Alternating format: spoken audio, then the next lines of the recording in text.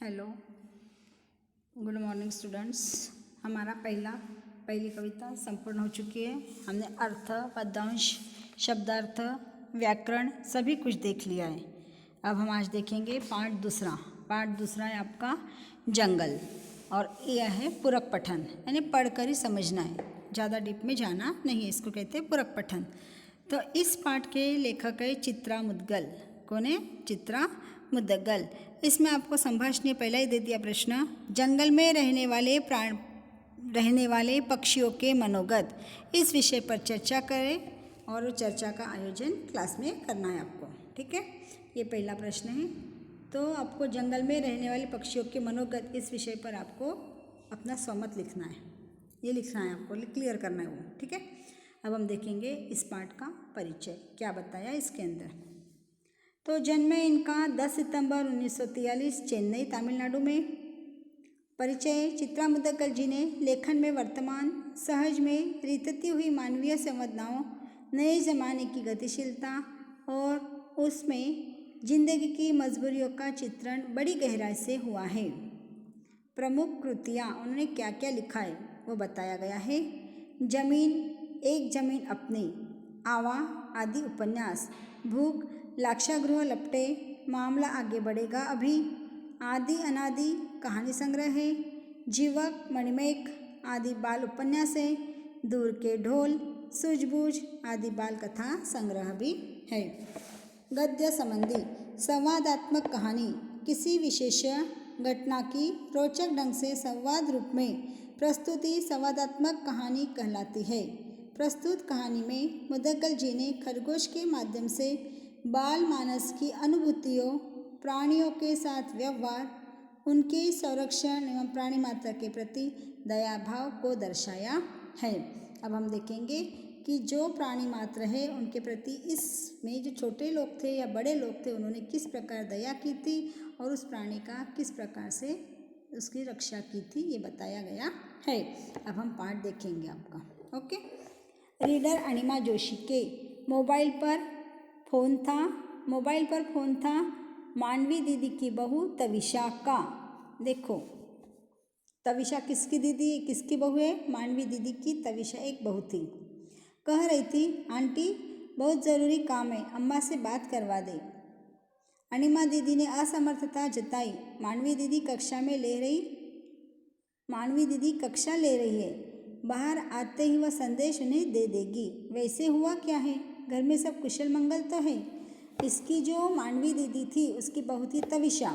तो मानवी दीदी एक स्कूल में पढ़ाती थी, तो उनको कुछ तो भी खास समाचार देने का था, इसलिए उसने आंटी को कहा, आंटी कौन थी? अनिमा दीदी। उसको कहा कि आप मानवी दीदी को कुछ समाचार देना है, उनको बाहर बुला दो। तो उन्होंने बताया कि मैं उनको बुला नहीं सकती क्योंकि वो कक्षा ले रही है, उन्हें डिस्टर्ब करना, उनको त्रास देना ठीक नहीं है। जब भी उनका क्लास हो जाएगा या वो बाहर निकलेंगी तो मैं उन्हें उनका संदेशा दे दूँगी।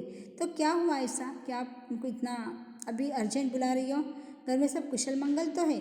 परेशानी का कारण बताने की बजाय तविशा ने उन्हें पुनः आग्रह किया, आंटी अम्मा से बात हो जाए तो। देखो क्या करे फिर से वो, कि मुझे सासू माँ से ही बात करनी है। आंटी किससे? अम्मा ने किसको कहा? अम्मा उसने मानवी दीदी को, उसकी सास को। तो अम्मा से बात हो जाए तो। अनिमा जोशी ने स्वयं उसे टालना बुरा लगा। उचित नहीं लगेगा तविशा, अनुशासन भंग होगा। मुझे बताओ तविशा, मुझे बताने में झिझक कैसी? क्या करे वो, क्लास चल रहा है तो कुछ अनुशासन तो होता है, बीच में उनको डिस्टर्ब करना अच्छा नहीं है। तो उसने बात को टालने का किया, और कुछ भी बात है तो बिना झिझक मुझे बता दे, ऐसा वो बोल रही है। नहीं आंटी ऐसी बात नहीं है, तविशा का स्वर भर्रा सा आया। तविशा ने बताया, घर में जो जुड़वा खरगोश के बच्चे पाल रखे, उन्होंने सोनू मोनू, उसमें से सोनू नहीं रहा।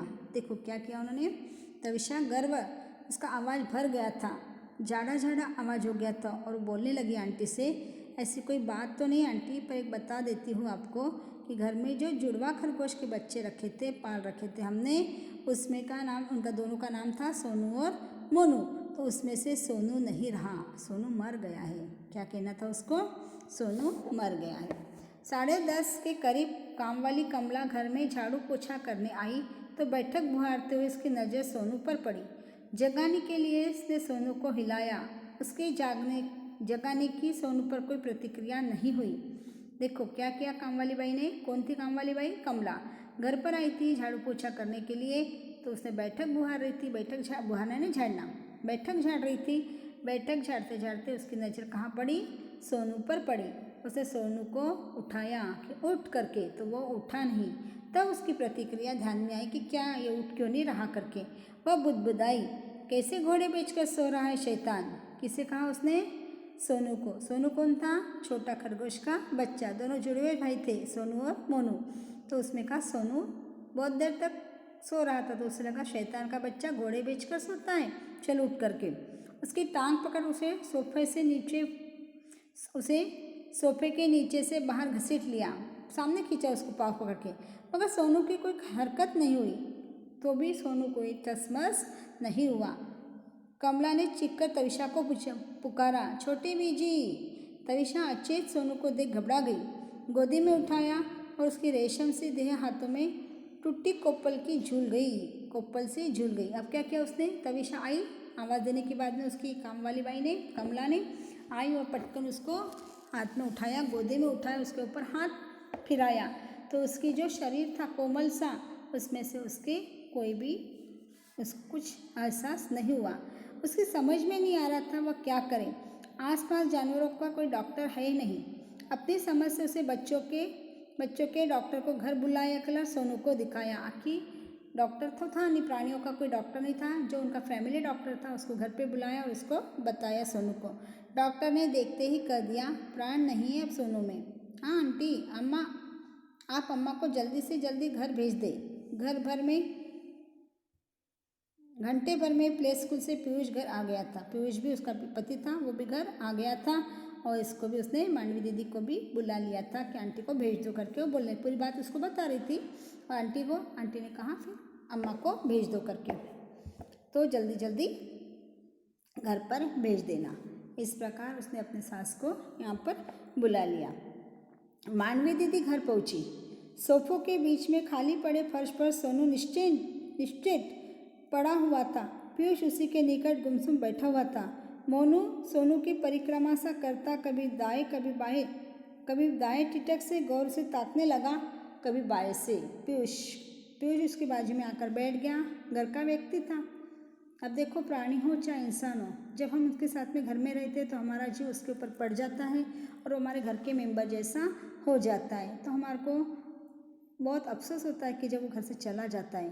तब उन्होंने क्या किया, पीयूष भी आकर वहाँ बैठ गया, कुछ बोला नहीं और कुछ नहीं। और जो मोनू था वो सोनू के गोल गोल कभी दाएं साइड से, कभी बाएं साइड से, कभी सामने से, कभी पीछे से उसके पास देख रहा था और कंटिन्यू घूम रहा था। आया पाठ समझ में? देखो, तविशा मांडवी दीदी की बहू है और आंटी जहाँ पे मांडवी दीदी क्लास ले जाती थी वहाँ की बाई थी और उनके घर में काम करने वाली कमला बाई आई थी। और पीयूष तविशा का पति है और मांडवी दीदी का पुत्र है। आया समझ में? ये ऐसे रिश्ते हैं। और सोनू और मोनू दोनों छोटे से खरगोश के बच्चे उनके घर में पाले जाते थे, वो छोटे बच्चे हैं। इस प्रकार आज का पाठ यहाँ पे समाप्त करते हैं। कल से आगे का पाठ अब वो कंटिन्यू करेंगे उसको, ठीक है? ओके, इतना पाठ आपको पढ़ना है, समझ लेना है और इसके प्रश्न, इसके शब्दार्थ लिखना है सिर्फ पहले। और पहला मैंने प्रश्न दिया आपको, जंगल में रहने वाले प्राणियों पक्षियों के मनोगत, तो ये आपको अभिमत आपको इसके ऊपर लिख लेना है, ठीक है? इतना काम करना है। आगे का पाठ हम नेक्स्ट पीरियड में और देखेंगे।